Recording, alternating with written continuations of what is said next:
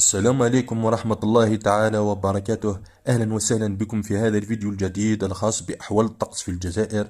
اليوم غد الخميس 13 فبراير 2025 والأيام المقبلة بحول الله. قبل أن نبدأ لا تنسوا الاشتراك في القناة وتفعيل زر الجرس ليصلكم كل جديد وشكرا. توقعات من يوم غد الخميس إلى غاية يوم الجمعة 21 فبراير 2025. إذا نستهل هذه النشرة بأحوال الطقس المرتقبة ليوم غد الخميس 13 فبراير 2025.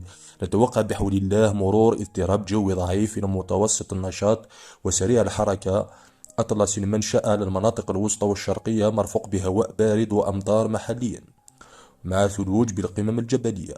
الولايات المعنية هي كل من ولاية شلف، عند فلاتي بازا العاصمة، البليدة، تيزي وزول، بويرة، شمال مدية، جيجل، سكيكدا، بجاية، سطيف، قسنطينة، برج بواريريج، قالمة، سوق هراس، باتنا، خنشلات، بساء، أم البواقيت، طارف، عنابة.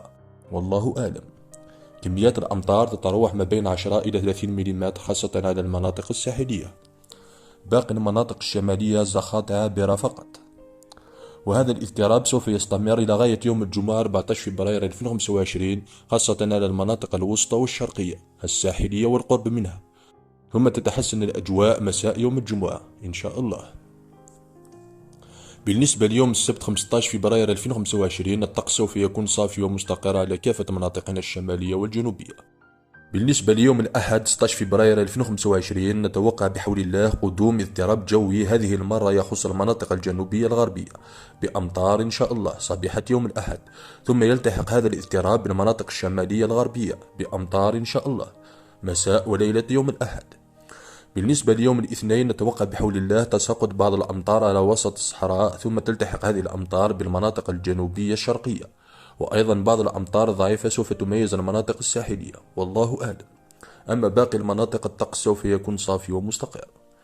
بالنسبة ليوم الثلاثاء 18 فبراير 2025 الطقس سوف يكون صافي ومستقر، وهذا الاستقرار سوف يستمر إلى غاية صبيحة يوم الخميس 20 فبراير 2025. لكن بداية من مساء يوم الخميس حسب آخر تحديثات النماذج العالمية تتوقع قدوم اضطراب جوي سريع الحركة سوف يخص المناطق الساحلية الوسطى والشرقية ببعض الأمطار، وتستمر هذه الأمطار إلى غاية مساء يوم الجمعة 21 فبراير 2025، والله أعلم. عند اقتراب المدة سوف تتضح أكثر، وسوف نوفيكم بكل التفاصيل في فيديوهاتنا القادمة. هذا كله والله أعلم. إذا وصلنا إلى نهاية هذه النشرة، دمتم في رعاية الله وحفظه، وإلى اللقاء.